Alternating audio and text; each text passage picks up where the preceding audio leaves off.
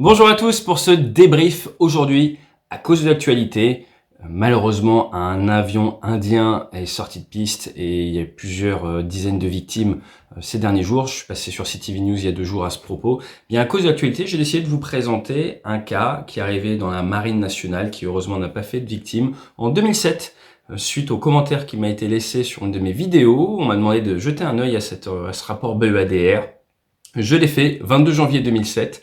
Un Atlantique 2 sort de piste à Lorient. Nous allons voir pourquoi. Nous allons étudier le côté CRM, le Crew ou Cockpit Resource Management, et voir comment ça a joué un rôle crucial dans cet accident. Allez, eh bien, si vous n'êtes pas déjà abonné, n'hésitez pas à le faire. Sinon, c'est parti. Jingle.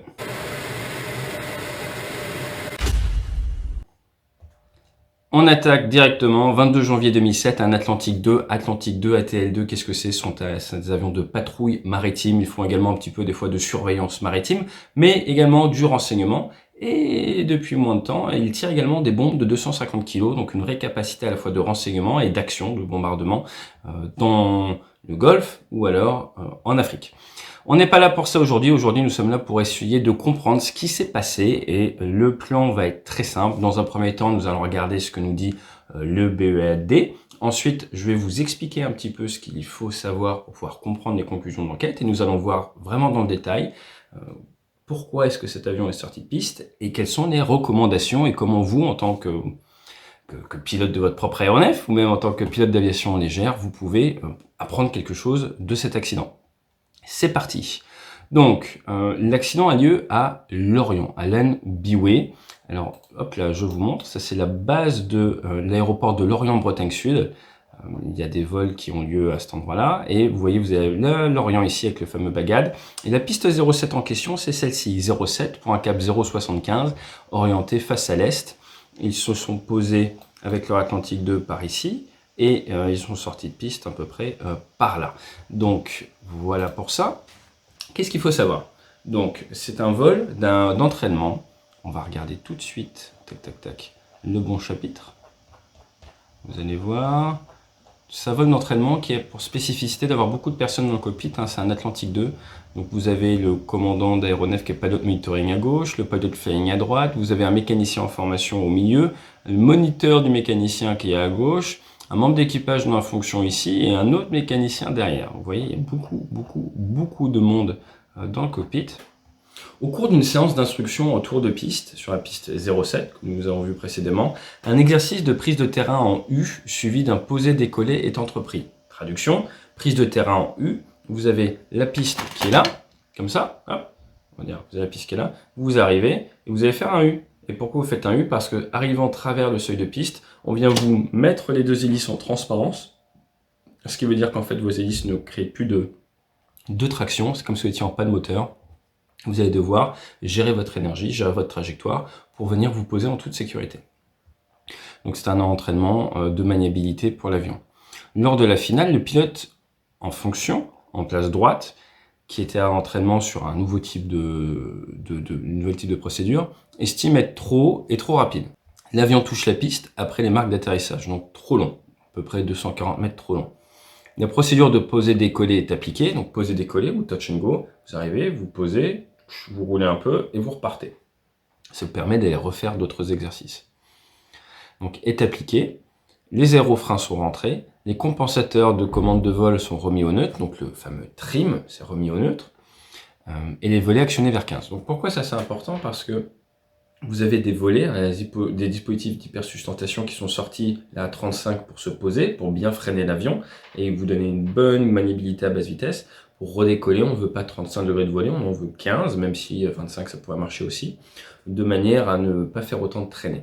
Donc il faut, une fois qu'on est posé, configurer l'avion pour le préparer à un nouveau décollage, le tout en roulant à 180-200 km/h. Donc ça nécessite de rentrer toute la traînée superficielle comme les aérofreins, de remettre le manche dans une bonne position pour le décollage, donc le trim, et de réduire cette traînée en rentrant un peu les volets. Donc c'est ces actions-là qui doivent être faites de manière coordonnée entre le pilote en fonction qui donne les consignes, le pilote monitoring qui aide et le mécanicien de bord ou MECPO. Ok, qu'est-ce qu'on voit dans ce cas-là? Au cours de la remontée des volets, le mécanicien de bord annonce « Les volets passent 25 ». les volets passent 25, c'est-à-dire que les volets sont en train d'être rentrés de 35 vers 15. La puissance de décollage est alors appliquée, c'est dans la procédure. Ok, les volets rentrent, je peux remettre la puissance. Et là, un membre d'équipage annonce les volets sont toujours à 25, alors qu'ils devraient être à 15 à ce moment-là. À ce moment-là, le commandant d'aéronef, qu'on appelle un CDA dans la marine, qui n'est pas en fonction, ordonne arrêt décollage. Le pilote en place droite qui est aux commandes commence à réduire, il réduit la puissance, il appuie sur les freins, il trouve que le freinage n'est pas assez bon, il l'annonce. À ce moment-là, tout le monde se rend compte qu'il y a un souci au niveau des gaz, on ne peut pas passer en reverse, je vous expliquerai pourquoi après. Finalement, ils arrivent à enclencher la reverse, qui est donc une propulsion dans l'autre sens, donc il y a une sorte d'utilisation des hélices comme de véritables freins. Et là, en fait, en gros, l'avion commence vraiment à freiner à 200 mètres de la bout de piste, et ils sortent de piste et ils s'arrêtent 114 mètres après. Tout le monde survit, il n'y a pas de blessés. L'avion, vous allez voir dans quel état il est. On va aller voir les photos. Il est là, hop, l'avion. L'avion, il fait ça, il sort et il s'enfonce. Donc pas mal de dégâts au niveau de l'avion. Vous voyez moteur, tout ça, bon, un avion bien abîmé. Alors, on va étudier ce qui s'est passé, on va étudier pourquoi se poser décoller avec interruption de décollage n'a pas bien fonctionné, et c'est clairement pour des raisons de crew resource management, parce que l'avion est en parfait état. Pour réussir à bien comprendre ce qui va se passer, on va voir les annexes, le terrain de l'Orient, et ça, pour ceux qui ne sont pas familiers avec, c'est une carte. Alors, dans le civil, on aime bien parler de carte VAC, dans le civil IFR, on a plutôt des cartes Jepsen ou des choses comme ça. Ça, c'est une carte de la DIRCAM. Tout ce qui est la circulation aérienne militaire, qui nous prépare nos petites cartes comme ça. Et donc là, on voit la piste 07, c'est ici, au cap 075, vers l'est, le nord est en haut. L'Orient Land Byway, deuxième fiche de l'aérodrome. LFRH, c'est son code OACI. Atterrissage à vue, la procédure qui date du 3 août 2006. Je vous rappelle que l'accident est en 2007, donc n'utilisez pas cette carte pour y aller. Piste 0725, 0220, 0725 c'est celle-là, 0220 c'est ici. 2403 mètres. La dimension, on a take-off distance available de 2428, acceleration stop distance available de 2428, landing distance available 2403. Vous voyez, c'est bien, c'est un peu plus long, c'est parfait. Et donc il y a du petit seuil décalé. Ok, donc en piste 07, on va faire un circuit de ce côté-là. Donc si on veut faire une PTU, on va couper le moteur là et venir planer. Et dans ce cas-là, ils sont posés un peu loin. Vous voyez, optique d'appontage, ça c'est à cause des avions E2C, des Hawkeye qui sont basés à Lorient, et des fois des pilotes de Landivisio qui viennent aussi. Maintenant qu'on maîtrise un peu le terrain, on va regarder la procédure de poser-décoller. Alors, je suis pas tout à fait d'accord avec pilote gauche, pilote droit, je pense qu'ils ont dû changer depuis, pour pilot flying, pilot monitoring, qui sont des appellations un peu différentes, mais c'est pas bien grave. Ce qu'il faut retenir, en fait, ce que je veux mettre en avant, c'est le fait qu'en fait, une procédure de poser-décoller ou d'accélération-arrêt, c'est une poésie, c'est un flow. C'est-à-dire que c'est lancé par la personne qui prend la décision ou qui donne la consigne, et derrière, tout le monde sait exactement ce qu'il doit faire. Mais il faut lancer le flow, lancer le rythme. Typiquement, vous arrivez, vous vous posez, la roulette est au sol, vous mettez plein réduit, l'avion est en train de rouler, et là, le pilote, qui est aux commandes, il va annoncer volet 15, donc le volet était à 35, il donne volet 15, trim à 0. À ce moment-là, le mécanicien, lui, il fait quoi ? Il rentre les volets, qui va être une action continue. Il faut qu'il appuie sur un bouton tout le long et ça fait rentrer les volets. Il ne faut pas qu'il relâche. Il annonce les volets rentrent. Et ensuite, quand les volets passent 25, il annonce les volets passent 25. Les trims sont à 0. À ce moment-là, ça veut dire que pour l'autre pilote, super. Puissance. Et on peut mettre 15 250 tours par minute. On contrôle la mise en puissance. Donc ça veut dire que ça arrive à revérifier la bonne puissance. Après, le McBo annonce les volets sont à 15. On a une annonce V1 et rotation. Donc vous voyez, c'est vraiment ce jeu qui est volet 15, trim à 0. Là, c'est le travail du McBo. Il rentre, tout va bien. Les volets rentrent. Comme ça, c'est une collation qu'il a bien entendu. Les volets passent 25, les trims sont à 0. L'autre pilote, à ce moment-là, annonce puissance. Notre premier pilote met 15 250 tours. C'est contrôlé par les deux pilotes. Les volets sont à 15. V1, et ça, et rotation. En gros, c'est ça. J'ai jamais fait d'Atlantique 2, mais avec des informations que j'ai, je pense qu'on est à 80% de la vérité. Minimum. Mais ce qui est important de comprendre, c'est vraiment cette histoire de flow. S'il n'y a pas volet 15 trim à 0, le McBo, il attend. je fais quoi, je fais quoi, je fais quoi. S'il n'y a pas d'annonce de puissance, l'autre pilote il met pas la puissance. Donc chaque annonce est importante. Ça, c'est vraiment très très important de comprendre ça. Ensuite, si vous avez un souci lors d'une procédure d'arrêt au décollage, généralement l'arrêt au décollage, ça se fait, on est arrêté, on décolle, ça y est, c'est parti. Et là, on décide pour une raison X ou Y, arrêt décollage. Donc n'importe qui peut l'annoncer, pilote gauche ou pilote droite. Hein. Arrêt décollage. À ce moment-là, si vous êtes bonne vitesse, eh bien on freine. Parce que dans certains cas, en fait, il ne faudrait pas arrêter, mais ça c'est un autre problème. Donc normalement, vous freinez. Ensuite, on vient réduire, on freine, on réduit, et on met la main sur la commande de dirigeabilité. Ça, normalement, c'est en place gauche de ce qu'on voit, donc là aujourd'hui, ça devrait être le CDR. Ensuite, une fois qu'on a fait ces actions réflexes, donc qui sont de arrêt décollage, je freine, plein réduit, j'annonce, parce que j'ai la roulette qui est au sol. Roulette, sol, et après, normalement, je continue de freiner, c'est tout ce que j'ai à faire. À côté de ça, le pilote, il n'a rien à faire. Et le Mecbo, là, il a un gros travail. Il a un gros travail, pourquoi? Parce que la manette des gaz sur Atlantique 2, regardez le cockpit, c'est pas simple, c'est pas un cockpit facile. La manette des gaz sur Atlantique 2, pour vous protéger de passer le cran reverse, donc la marche arrière en vol, eh bien, elle vous empêche d'accéder à cette fonction reverse quand vous êtes en vol. Comment est-ce que l'avion sait si vous êtes en vol ou pas? Des fois, il y a des autocontacteurs sur les trains, mais là, non, c'est une palette. La palette sol-air, et donc il faut dire à l'avion, grâce à une palette un peu bizarre à toucher, soit je suis en sol, soit je suis en air. Donc, quand vous faites une interruption de décollage, vous venez mettre plein réduit. Si vous êtes en sol, vous avez la capacité d'être sol, mais si vous êtes en air, eh bien, il faut que le mécanicien avance un petit peu les gaz, passe la palette en sol, et après, vous allez pouvoir passer la reverse. Donc, comment est-ce que ça fonctionne? Arrêt décollage, plein réduit, je freine, roulette, sol, le mécanicien avance un peu les gaz, vous passe en palette sol, et annonce sol. Dans la foulée, il vérifie qu'au niveau des moteurs, tout va bien, et il dit PPV allumé, pari reverse. Ça veut dire que vous avez la capacité à faire les reverse, et là, le pilote peut passer en reverse. Et fin de l'affaire. Donc vous voyez, il y a vraiment ce travail. Maintenant, si le pilote qui fait l'arrêt décollage n'annonce pas roulette sol, eh bien le Mecbo, il fait quoi? Il fait quand même PPV allumé reverse? Non, je passe en sol, je passe pas en sol. Il n'a pas d'ordre, c'est pour ça que c'est bien annoncé. Il y a annonce et ordonne. Donc si le pilote là ne lance pas le flow, derrière ça ne peut pas marcher.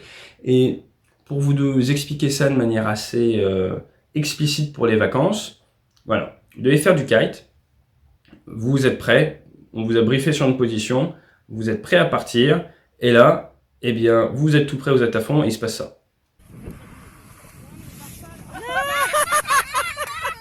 Pas vraiment votre faute, mais quelqu'un a mal envoyé la puissance au niveau du câble. Et donc, le résultat est un échec complet, presque humiliant.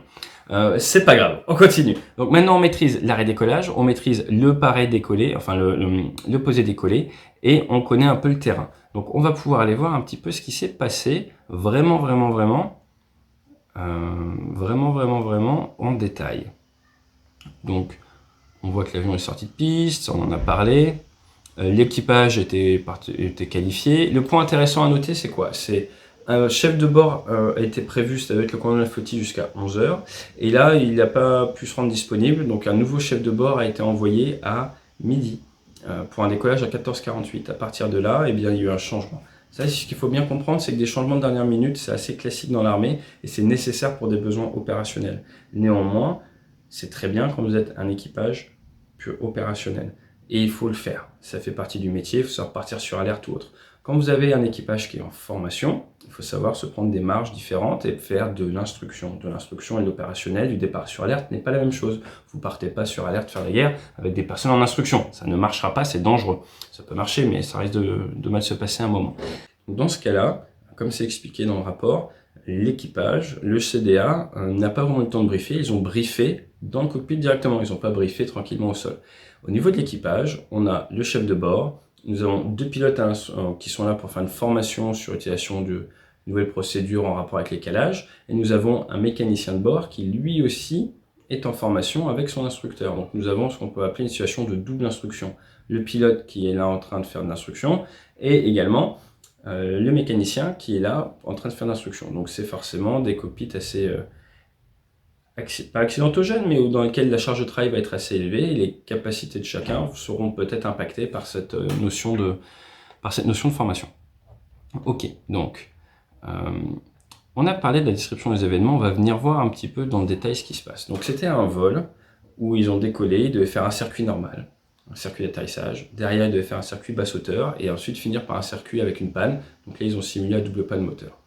Quand on regarde précisément la séquence des événements, qui maintenant est compréhensible parce qu'on a étudié les procédures, on voit que le pilote, après qu'on lui ait réduit les moteurs, il va essayer de venir se poser donc en planée, fait une finale non stabilisée, il recherche sa finale mais il n'y arrive pas, il dit ça va être long. Donc il prévient, moi je vais être plus long que ce que j'aurais bien voulu. Le commandant d'avion dit ça sera bon. Ça touche long à en gros 250 mètres long à 130 nœuds, donc ça touche long et rapide. Il faudrait 118 nœuds, il touche à 130 nœuds, donc ça touche long et rapide. À ce moment-là, le pilote annonce trimestre 0, AF rentrée, aérofrein, voler vers 15. Le commandant d'avion rentre les aérofreins. Le mécanicien de bord débute la rentrée des volets. Les volets passent 25. À ce moment-là, le pilote annonce puissance. C'est en gros pour lui la fouille en vert, on peut y retourner. Le mécanicien de bord vérifie que tous les moteurs vont bien. La puissance est appliquée. Là, la remontée des volets est interrompue à 25.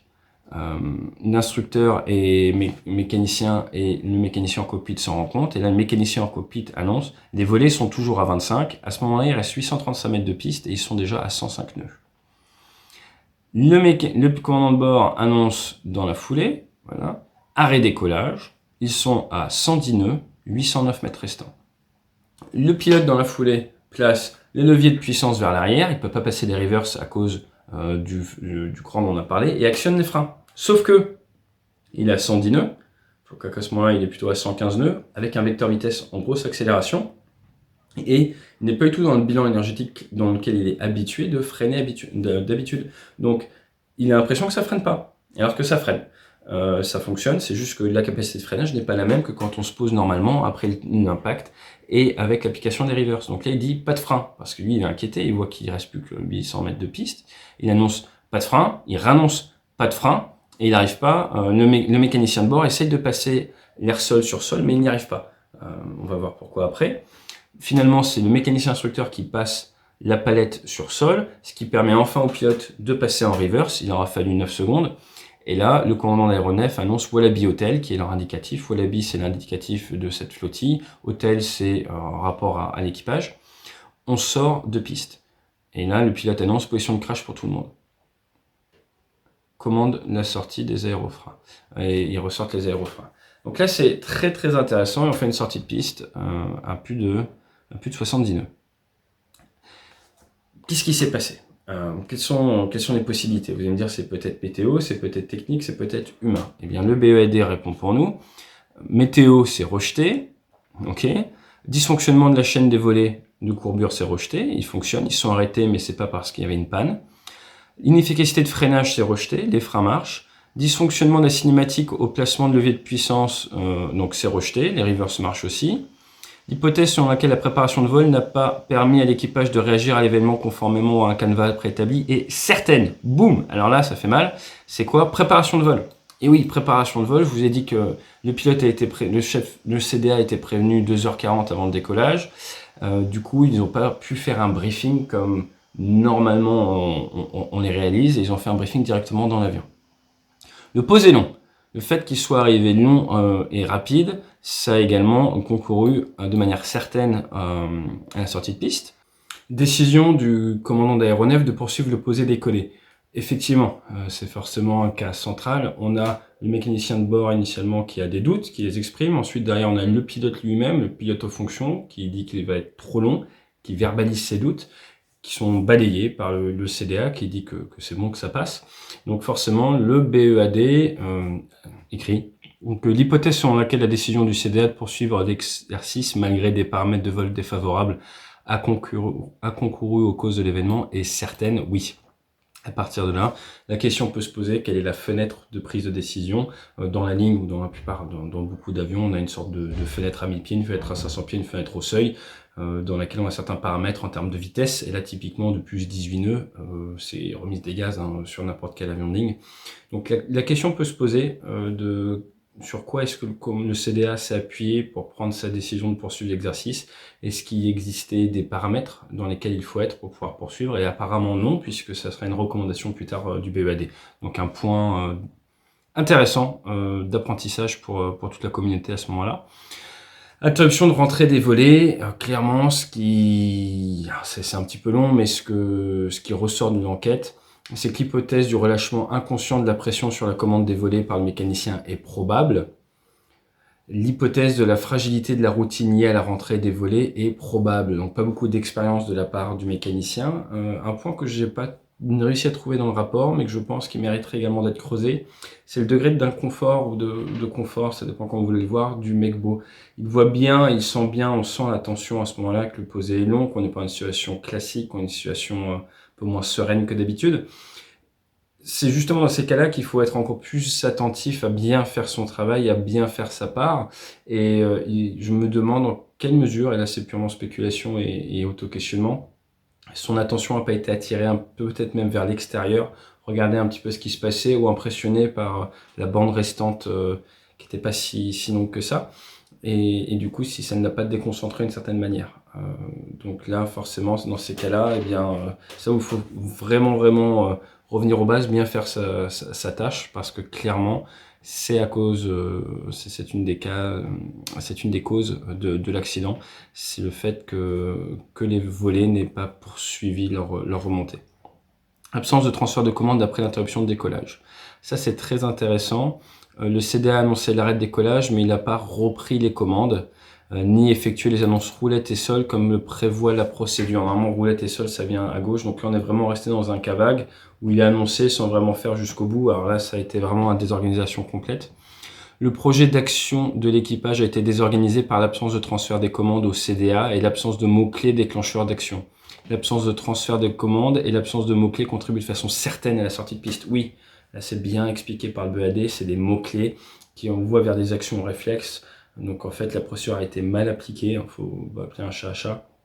En tout cas, le flow a été mal lancé par le CDA, du fait que, je pense, d'un point de vue mental, c'est quelque chose qui n'a pas été préactivé par le briefing en amont, un cas qui n'avait pas forcément été très réfléchi, et donc là, ça pardonne pas, malheureusement, c'est la nature humaine.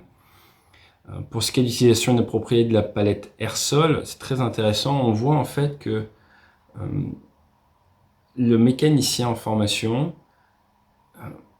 a été briefé sur cette palette. C'est bien expliqué. Il a été briefé et il était en situation de stress. Il n'a pas réussi à la passer. Ses performances ont été affaiblies et par conséquent rendu moins sûr son action sur les leviers de puissance. Il a eu du mal et ils en parlent à un moment dans le rapport où justement il semblerait qu'il ait été bien expliqué, qu'on lui ait bien briefé sur comment va fonctionner, mais qu'il n'ait pas beaucoup d'expérience. Le fait de bien briefer quelqu'un qui n'a pas d'expérience, c'est pas parce que la personne a été bien briefée que ça vient se passer. Un autre exemple très aquatique avec ma fille. Voilà. Donc ma fille a été très bien briefée sur comment sortir de l'eau en wakeboard, tracté. Et je vous laisse observer à quoi ça ressemble malgré, croyez-moi, un excellent briefing. Est-ce que tu es prête? Allez, tu peux commencer à compter. 1, 2... Non.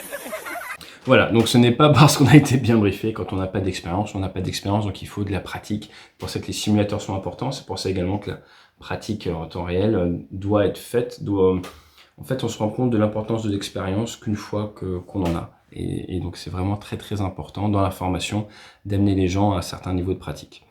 Sensation erronée d'inefficacité des freins, donc là c'est probablement dû au fait, comme on le disait plus tôt, que c'est pas, on va dire, l'action n'est pas classique parce qu'il n'y a pas la rigueur, s'il n'y a pas la décélération habituelle. L'absence d'utilisation du freinage d'étrèche, ça c'est aggravant, ils auraient pu le faire, ils ne l'ont pas fait. Et au regard du manque de précision du briefing, la simultanéité d'action des membres de l'équipage de conduite au cours de vol est un facteur aggravant, en gros. Hein. Donc là, ouais, on repart à la formation du mécanicien dont je vous parlais juste avant. Le mécanicien a été sensibilisé à la palette, mais n'avait pas parfaitement acquis la démonstration pratique qui avait été faite. Alors ça, c'est quand même assez grave. Donc on lui a expliqué, mais il n'a jamais testé, quoi. Donc voilà, donc au final, qu'est-ce qu'on voit avec tout ça? Briefing, Impérieuse nécessité d'effectuer systématiquement un briefing rigoureux avant le vol, de surcroît pour tout vol d'instruction, de façon à préparer les réactions adaptées des équipages de situation d'urgence. Donc vous faites un vol d'instruction, il n'y a pas d'excuse pour pas briefer à l'extérieur du cockpit, en amont, c'est indispensable. Maintenant, vous êtes opérationnel, tout ça, c'est différent. Mais pour des vols d'instruction, le briefing, hein, c'est extrêmement important. Ensuite, dans les autres choses qui sont mises en avant, les prises de décision. Donc on parle là de mettre en place une procédure visant à définir un plancher de stabilisation et son respect lors de l'exercice de poser décoller. Ça veut dire quoi? Ça veut dire en fait donner une sorte de fenêtre dans laquelle on décide de poursuivre ou d'annuler l'exercice. De définir lors des briefings préparatoires au vol d'instruction le rôle de chaque membre d'équipage, et plus particulièrement dans les situations d'urgence appréhendées. Là, on a de la double instruction, à la fois des pilotes en instruction, en formation, et également du membre d'équipage, donc c'est indispensable de dire qu'est-ce qu'on fait dans quel cas, qui fait quoi.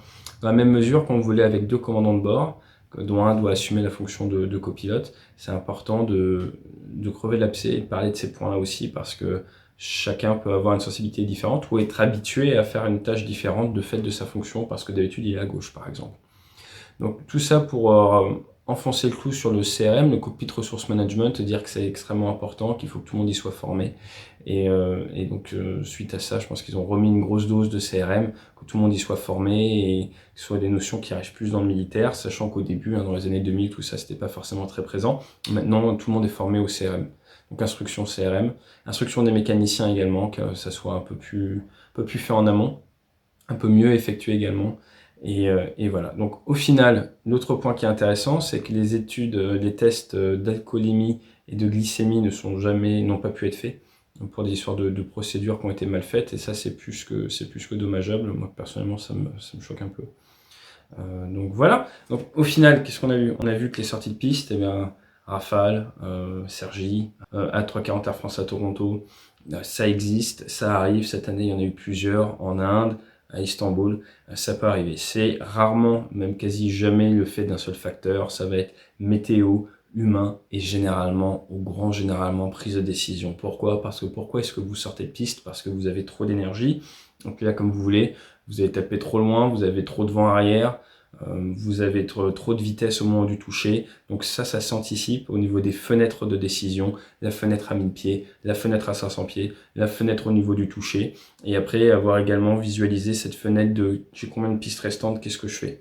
Un point intéressant qui est souligné, c'est à partir du moment où la décision d'annuler l'atterrissage, de faire l'interruption est faite, on l'a fait jusqu'au bout. Il y a eu des morts et un accident il y a pas mal d'années à cause d'une procédure d'interruption. Ils ont dit non, en fait, on repart, et ils sont repartis. Et là, il y a un reverse qui est resté bloqué en mode reverse et l'avion s'est écrasé. C'était en Angleterre. Et là où je veux en venir, c'est que la décision d'interrompre le décollage, alors, ils en parlent pas là, aurait peut-être pu être, maintenant en fait on continue, j'ai eu 110 nœuds, 800 mètres restants, je suis en volée 25, peut-être que ça passe, mais c'est facile à dire dans un fauteuil. Là où je veux en venir, c'est que ça s'anticipe, ça se réfléchit, et posez-vous la question, vous faites un posé décollé en DR400, quelle est votre distance de freinage avec l'énergie restante, quelle est votre distance pour redécoller, étudier un petit peu ces différents cas et anticiper. 90% du succès de la mission, c'est dans l'anticipation, 90% du succès d'une panne, d'une situation d'urgence, c'est pareil, dans l'anticipation et la visualisation, le briefing, l'auto-briefing que vous êtes fait préalable. Dans ce cas-là, aucun briefing au sein de l'équipage, et ben, sur ce thème spécifique, il y avait d'autres briefings, et ça pardonne pas. Moi, je suis ravi qu'ils aient tous survécu, que ça soit bien fini au final. Des points très intéressants en termes de gestion. On voit que le fait d'avoir beaucoup de monde dans le cockpit, en plus, ça peut poser des problèmes. Donc, c'est l'éternel problème du travail en équipe. 1 plus 1 plus 1 plus 1, ça peut soit faire 4, soit faire 8, soit faire 20, soit faire 0,5. Là, dans ce cas-là, clairement, on était plus dans du 0,5 parce que chacun attendait quelque chose de l'autre qui n'est pas venu. Et c'est pas une situation d'avenir dans un cockpit. N'hésitez pas à faire un petit saut sur ma nouvelle chaîne, Aviation eSport, e-sport. C'est là où je vais poster le contenu plus jeux vidéo, flight simulator, simulation de vol. Et je vais dédier cette chaîne à du contenu de plus en plus sérieux. On va varier un petit peu. Et dites-moi dans les commentaires si ça vous intéresse. J'ai préparé un petit peu quelque chose sur le GPS et le futur du GPS. Où on va dire... essayez de vous ouvrir un petit peu les chakras sur la dangerosité pour une armée moderne d'être trop dépendante du GPS. Excellent week-end et à très bientôt. Fly safe.